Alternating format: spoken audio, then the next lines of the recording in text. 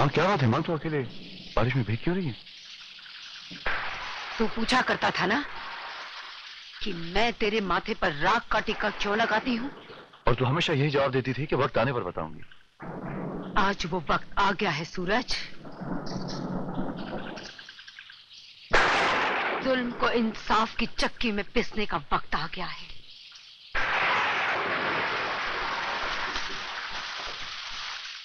इस राख को गौर से देख बेटा, ये राख कोई मामूली राख नहीं, ये तेरे पिता की चिता की राख है।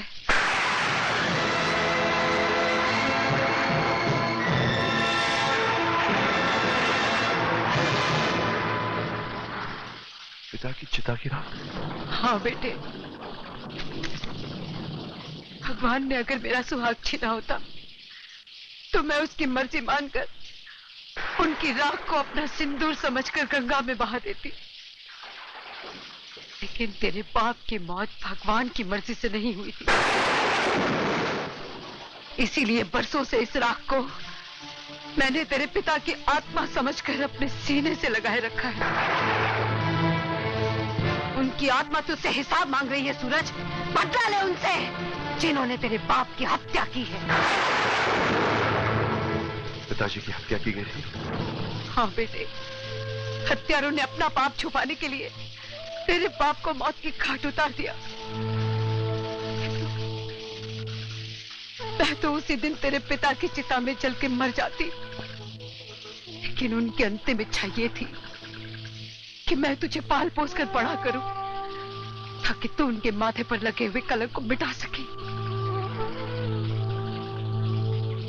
इसीलिए मैंने तेरी हड्डियों में फौलाद भरा।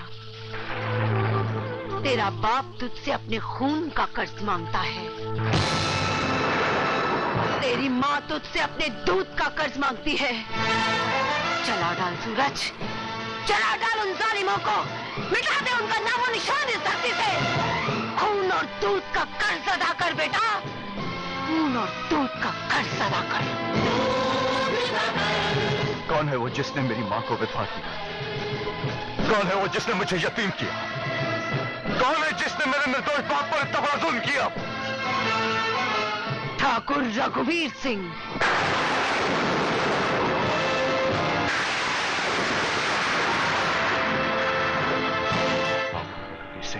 क्या हुआ?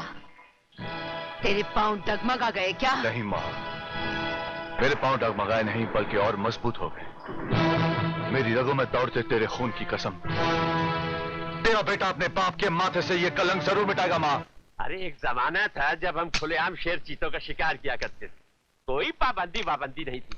आजकल तो लुबड़ियों का शिकार करना भी मुहाल हो गया अब। अरे बेटी रेशमा, रेशमा कहाँ गई थी? आप जानते हैं मैं कहाँ गई थी। बेशरम गुस्ताख, गोली मार दूंगा तुझे। नहीं ठाकुर नहीं, अरे बेटी की खुशी के लिए तो माँ बाप अपनी जान दे देते हैं, और तुम उसकी जान लेना चाहते हो। भैरव सिंह, इस लड़की ने मेरी नाक मिट्टी में रगड़ दी है, जलील कर दिया मुझे। मर जाने दो इसे। ऐसी औलाद से तो बे औलाद होना बेहतर है। नहीं ठाकुर नहीं, रेशमा को समझने की कोशिश करो। प्यार किया है उसने, कोई जुर्म तो नहीं किया। क्या हो गया तुम्हें भैरव सिंह? दिमाग खराब हो गया क्या? कैसी बहकी बहकी बातें कर रहे हो?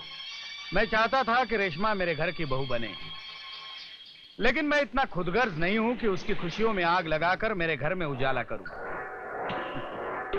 ठाकुर रघुवीर सिंह, मोहब्बत और नफरत की जंग में जीत हमेशा मोहब्बत की होती है।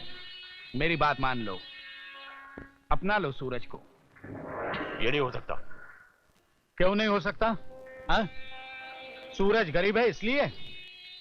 अगर तुम्हें उसकी हैसियत मंजूर नहीं है तो ले आओ उसे अपनी बराबरी पर। कब काम आएगी तुम्हारी ये दौलत? बनाओ उसे अमीर। बेटी, अपने पिताजी को गलत मत समझना। अमीरी का गरीबी से समझौता बड़ी मुश्किल से होता है।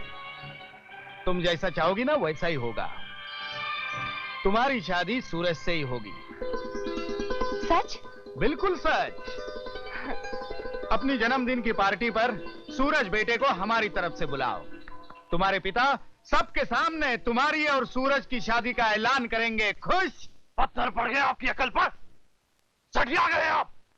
सिली ओल्ड मैन, रेशमा की शादी अब उस कमीने से करवाएंगे?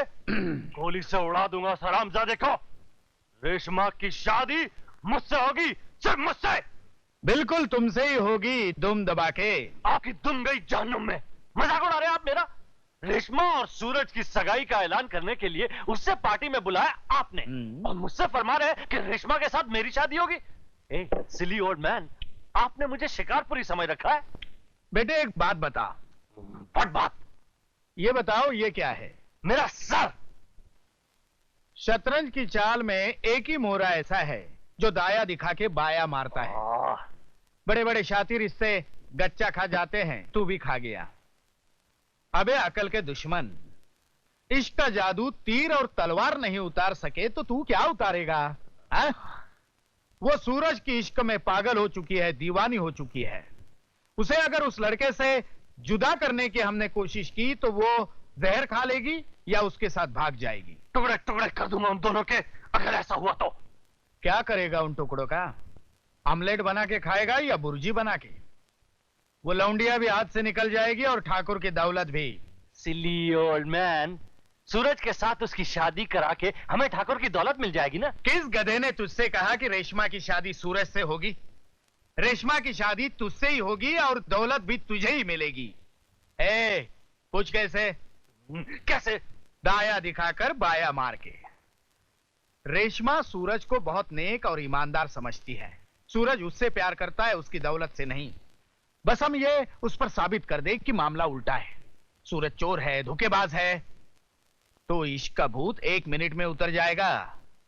वो उसे दिल से तो निकाल ही देगी, घर से भी धक्के मारकर निकाल देगी। बदला ले उनसे जिन्होंने तेरे बाप की हत्या की है।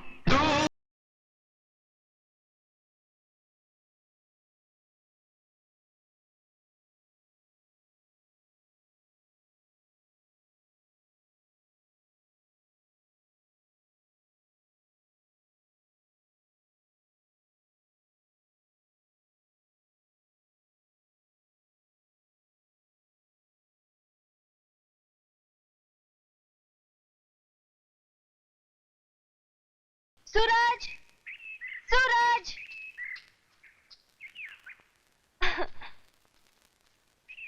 सूरज बजाओ बीन, जी भर के नाचना चाहती हूँ। आज मैं बहुत खुश हूँ, बहुत खुश हूँ, बहुत खुश हूँ। बहुत खुश होना भी अच्छी बात नहीं है, आंसू निकल आते हैं। आंसुओं के दिन गए सूरज, गए, यहाँ गए। गए सूरज गए। पापा अब तुम्हारे दुश्मन नहीं रहे। अजीब इत्तेफाक है, वो दुश्मन नहीं रहे और मैं दोस्त नहीं रहा। ऐसा ना कहो सूरज, जो कुछ हुआ उसे भूल जाओ। पापा के दिए हुए जख्मों पर वक्त का मरहम लगा दो। जिस जख्म पर वक्त मरहम नहीं लगा सका, उस पर मैं कैसे लगा सकता हूँ? नहीं सूरज नहीं, बदले की भावना दिल से निकाल दो। भूल जाओ वो सब और मेरे पापा को माफ कर दो। माफ कर दूं? माफ कर दूं उसे जिसने गरीबी के सीने में छुरा भोंका हो? माफ कर दो उन हाथों को जिनसे अन्याय और बेरहमी की बरसात हुई हो? माफ कर दो उसे जिसने किसी गरीब पर कोरे पर साकर उसकी खाल खींच लियो? एक निर्दोष का खून मिट्टी में मिला दिया, उसे कैसे भूल जाऊं? कैसे? नहीं सूरज, मोहब्बत को नफरत पर कुर्बान मत करो, हम बर्बाद हो जाएंगे। हम आबाद ही कब थे जो बर्बाद हो जाएंगे? बर्बादी चौखट पर कदम रख चुकी है, वक्त का मिजाज बदल चुका है। यही तो मैं भी कह रही हूँ कि वक्त का मिजाज बदल चुका है। पापा को अपनी गलती का एहसास हो चुका है। वो शर्मिंदा है सूरज, वो सबके सामने प्रायश्चित करना चाहते हैं। सूरज, कल मेरा जन्मदिन है, खास तुम्हारे लिए पार्टी रखी है। वो तुम्हें सबके सामने अपनाएंगे। जिसका मैं हकदार हूं, तुम्हारे पापा वो हक खुद देंगे? हाँ सूरज। तो कह दो जाकर ठाकुर रघुवीर सिंह से कि गंगू सपेरा का बेटा उनसे अपना हक लेने आएगा।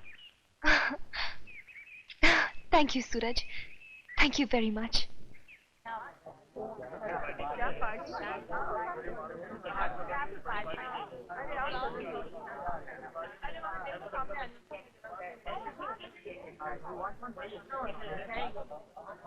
हैप्पी बर्थडे रेशमा, मेरी तरफ से ये छोटा सा तोहफा। Thank you. अरे विदेश में रहते हुए भी देसी बातें कर रहे हो। पहना दो अपने हाथों से रेशमा के गले। Sure dad, sure.